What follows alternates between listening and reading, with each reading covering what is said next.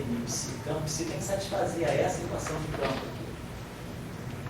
Então, independentemente de ser maiorando, nós vamos satisfazer essa equação. Então, usando as nossas, aquela representação que a gente usou para as matrizes de gama, que não precisa ser a representação de maiorana, né?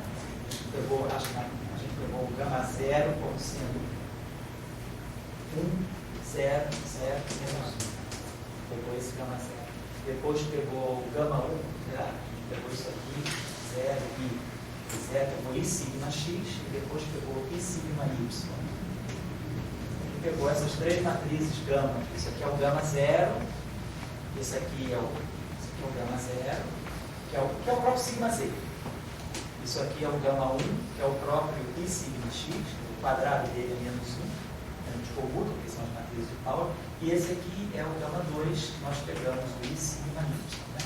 Então, pegando essas matrizes aqui, colocando nessa equação aqui, a gente vai ter. Agora a gente está falando então do que acontece se a gente disser esse espirô satisfaz uma equação de movimento, vamos satisfazer a equação de tipo Dirac. Então, nós vamos ter I gama 0, então o T0 vai entrar aqui, e aí o gama 1 vai puxar o D1 para cá e o D2 para cá. Então a gente vai ter basicamente isso aqui. Vamos esquecer o I, que o I é global, né? Então nós vamos ter gama 0, então nós vamos ter um DDT aqui, um menos DDT aqui. Então o gama 0 vai sair com o gama 0 D0 mais gama 1 DX. Aí aqui vai aparecer, e aqui vai aparecer DI. Então tá, DY mais DX. E aqui um DY menos DX. Isso aqui atuando em psi1 e psi2, as duas componentes ligadas por uma condição de realidade. Acho que estou dizendo que elas são reais. É um espinô de maior. Então, a gente tira aqui DDT de psi1, então a gente tem aqui dx dy mais dx psi2 é igual a dt de psi1 é isso aqui, mais isso aqui, então é menos, né? Menos dt de psi1. E isso aqui, dy menos dx psi1 menos ddt de psi2 igual a zero, então fica ddt de psi2, né? Então a gente pode passar isso aqui para o espaço da ruptura, então a gente vai ter um ponto aqui, py, vai ficar ipy, eles acharam de poder, e py, que vai ficar px, psi2, vai ficar menos r, psi1. Depois vamos transformar de Fourier, quer dizer, só pensar que isso aqui, o momento vai intervir, né? Então, esse carinha aqui fica menos R, menos R. Bom, e aí vocês fazem, a mesma coisa vai acontecer aqui embaixo. Então, a gente pode eliminar essa equação aqui, me permite eliminar psi1 em função de psi2, ou essa equação aqui de baixo me permite escrever o psi2 em função do momento atuando psi1. Ou seja, a equação de campo me vincula agora. A dinâmica, se eu souber psi1, eu automaticamente sei psi2. O espaço de momento está aqui. Então, psi2 é isso aqui. Então, me reduz. Então, quando eu coloco a informação de que os campos satisfazem a equação de movimento, psi1 e psi2 deixam de ser independentes. Quer dizer, on shell, quando a equação de movimento é satisfeita, psi1 fixa psi2 ou vice-versa. Então, um dos dois desaparece. Então, on shell, eu teria uma única componente fermiônica independente. Esse campo é Klein-Borg. Se ele for Klein-Borg, não tem como tirar, ele tem dinâmica acabou. Então, esse campo aqui que vai ficar na mira. Esse campo, quando eu colocar as informações da equação de movimento, esse campo, ele vai ter que sambar fora. Tem que sair. Para poder garantir que eu tenho um balanceamento dos graus de liberdade. Essa discussão nós vamos fazer na próxima aula, que é a discussão dos graus de liberdade dos múltiplos superciais. Vamos começar a discussão por aí. Então, só para encaminhar o exercício que eu vou deixar para vocês treinarem, e aí você vai mexer um pouquinho com essas brincadeiras aí de espirôs de Majorana. Seria o seguinte, nas álgebras de Lie, como a gente falou aí, quando a gente pega duas transformações consecutivas, a gente pega uma transformação com parâmetro alfa 1, faz uma transformação com parâmetro alfa 2 em cima de um campo qualquer. Então, no fundo, a gente fez isso. A gente pega um computador de duas transformações atuando num certo campo, e a gente mostra que isso aqui dá uma terceira transformação da mesma espécie atuando no campo. E a gente consegue fixar esse parâmetro aqui em função desse. Então, isso aqui que mostrava para a gente que aquilo que a gente falava numa descrição clássica, numa teoria clássica de campo, num modelo clássico de campos, nós introduzimos uma simetria. A simetria ela vem porque os comutadores de simetria, aquela simetria atuando num campo, dão uma terceira transformação daquela mesma espécie atuando no campo. Então, isso é como a gente vê que a simetria está atuando nos campos clássicos. A gente vai ter que fazer o mesmo aqui para a supersimetria. Vamos dizer que eu pego, então, o comutador de duas supersimetrias. Eu faço vamos dizer que eu pego isso aqui, uma supersimetria de parâmetro epsilon 1, vamos chamar de supersimetria 1, atuando no A. Então, essa simetria aqui vai dar epsilon 1 barrado C. Aí suponhamos que eu faça uma simetria 2 atuando em A. Então, delta 2, delta 1A. Então, vai ser, esse parâmetro aqui é constante. Então, vai ser epsilon 1 barrado delta 2. A segunda transformação, quando eu jogar uma segunda transformação aqui, ela só vai poder transformar esse campo. Isso continua constante. Então, isso aqui vai dar para nós epsilon 1 barrado e uma transformação epsilon 2 atuando no psi. Então, isso aqui vai dar para nós isso aqui. E dA grama mínimo. Epsilon 2 mais epsilon 2. Então, eu sei duas transformações. Então, eu posso pedir, a gente pode chegar e fazer essa pergunta aqui. Se eu pegar o comutador de uma transformação, aí eu posso escrever a transformação D1, delta 1, delta 2, aí é a mesma coisa. Claro, só para é a mesma expressão, trocando por 2. Vou botar epsilon 2 barrado, então quando eu pedir, a gente vai poder fazer esse cálculo. Quem é o comutador de delta 1 e delta 2 atuando em A? Só pegar isso menos isso. Então eu vou pegar delta 1, delta 2A, menos delta 2, delta 1A, e aí eu vou ter que manipular isso tudo e vou querer colocar nessa forma. Quero ver, será que vai dar isso? O comutador de duas transformações tem que ser uma transformação da mesma espécie, portanto eu deveria dar um epsilon 3 barra C. Então a gente vai ter que ver.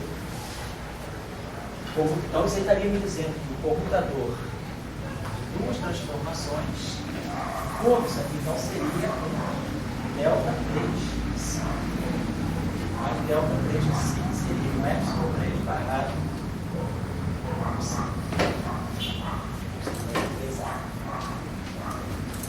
Claro, aí eu vou ter que construir esse epsilon 3 em função de epsilon 1 e epsilon 2. Então a questão é, será que com esse conjunto de transformações eu ainda garanto também que eu tenho uma estrutura de grupo implementada em cima dos campos, né? Então essas minhas transformações ela tem a estrutura de grupo, de simetria para cada campo. Então eu tenho que ver isso para cada campo. Lá, si, lá.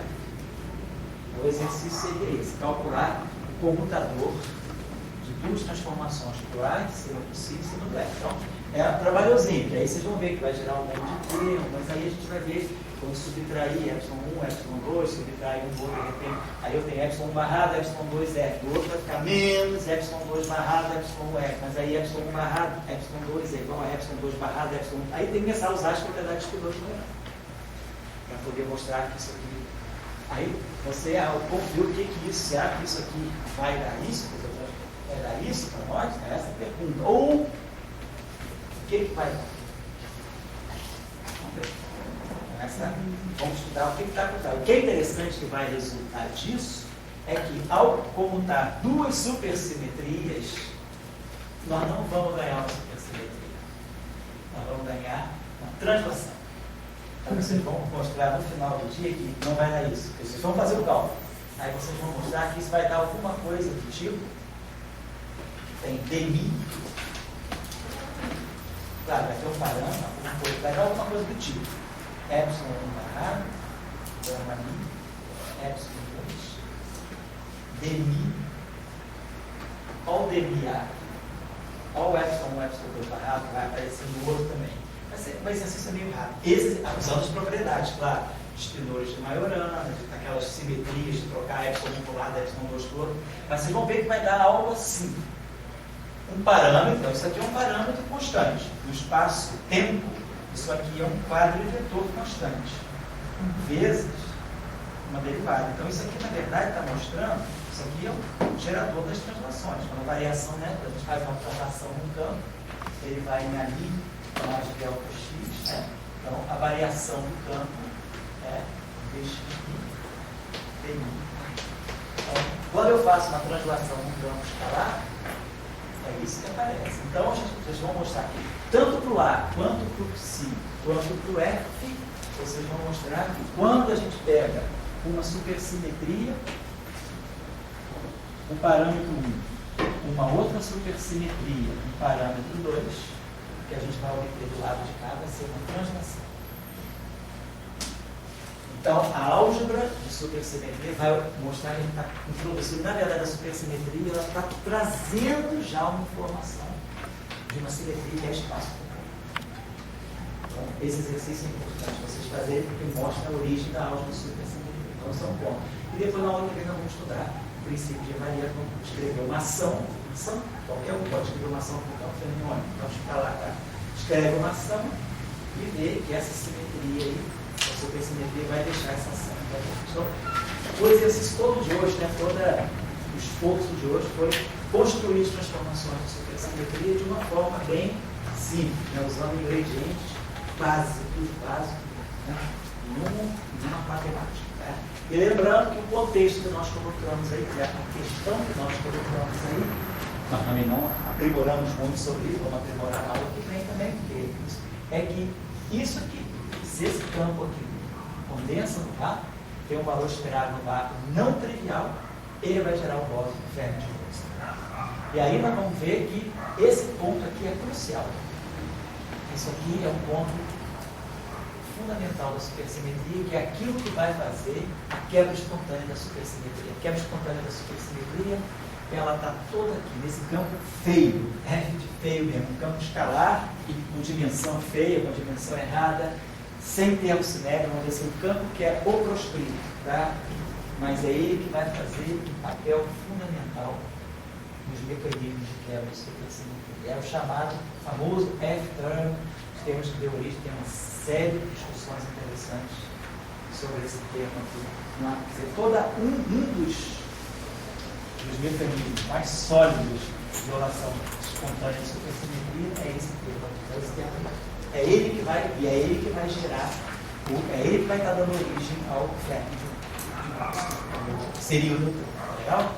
Então essa é a discussão. Ele é um artifício matemático. Oi? Ele é só um artifício matemático. A esse ponto, ele entra, mas eu colocaria um pouquinho. A esse ponto, como eu não falei nada de matemática, eu fico até envergonhado de dizer que tem matemática aí. Eu colocaria o seguinte, vamos dizer assim, ele é um coringa. Ele entrou ali para realizar um papel de gerar o bóson, o Fermi de Goldstone. E também de equilibrar o número de componentes. Mas como você está colocando assim, como também a gente não viu física nenhuma aqui, não viu equação de movimento lagrangiano, ele é, vamos dizer assim, uma estrutura matemática que entrou para possibilitar, né, o aparecimento de um ΔF, ΔΦ, não trivial, a partir de alguma estrutura do vácuo, já que esse aqui vai ser sempre zerado por causa dessa derivada. Pela invariância translacional do vácuo, não tem como esse termo sobreviver. Então a gente precisava de um escalar purinho ali para poder fazer esse papel. Então vamos dizer assim, Marcelo, que ele entrou mesmo assim, dizer que ele é penetra. Ele entrou, eu vou botar esse cara por decreto.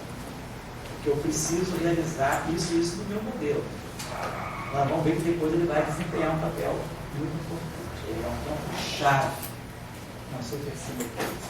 E não à toa, em 3 dimensões, problema está em aberto. Quebrar supersimetria em 3 dimensões com o termo F é um problema ainda em discussão. Em 4 dimensões isso está entendido. O Hyperticker do paper é muito interessante. 76, muito assim, mas assim, ele faz um tratado praticamente de álgebra linear para entender aqui. É um paper muito interessante. Até agora em janeiro, dentro do matemático lá do FRJ, ali, a gente estava com um problema que entender essa questão de 3 dimensões, e aí esse matemático não conhecia, ele pegou, achou isso bem interessante, e aí tem uma série de teoremas matemáticos agora que podem estar por trás da discussão da quebra da supersimetria de 3 dimensões, que é uma coisa muito elaborada. Mas, não agora, mas na frente da supersimetria nós vamos entender porquê, mas a coisa aparece recentemente assim. A questão depois, a grande dificuldade é você conseguir construir um modelo de teoria de campos e realize a quebra espontânea da supersimetria através desse termo F. Todo modelo que você faz parece que vai funcionar e não funciona. Então deve ter um teorema matemático por trás. O que está em jogo aí é o estudo de sistemas de polinômios, sistemas de equações cúbicas, sistemas cúbicos de equações. E tem um artifício matemático importante, que é o artifício das bases de Greibner, que o pessoal lá do Maple usa direto, né? Bases de Greibner para resolver raízes de polinômios. Então, esse matemático indicou que uma série de teoremas interessantes relacionados a construir bases de Greibner a partir de potenciais, se construir modelos lagrangianos com potenciais de interação, e aí ganham-se sistemas de equações cúbicas. Então a questão é saber quantas raízes reais, ou se tem alguma raiz real, um polinômio de equações cúbicas, uma coisa não linear. Então tem um teorema aí de existência de raízes reais que os matemáticos conseguem basear em termos dessas chamadas bases de Greibner para poder resolver esse problema. Então esse problema é um problema que ainda não tem resultado concreto em 3 dimensões. É um problema que não é um problema muito complicado, é um problema que eu acho que pode ser resolvido, por exemplo, com uma tese de mestrado, né? Ou, claro, com assessoria de um matemático, porque essa é a teoria de polinômios. Mas eu estou só colocando para vocês que parece uma coisa simples, mas tem uma questão fundamental. Então, semana que vem eu acho que não vai ter seminário, então a gente vai direto para a pessoa.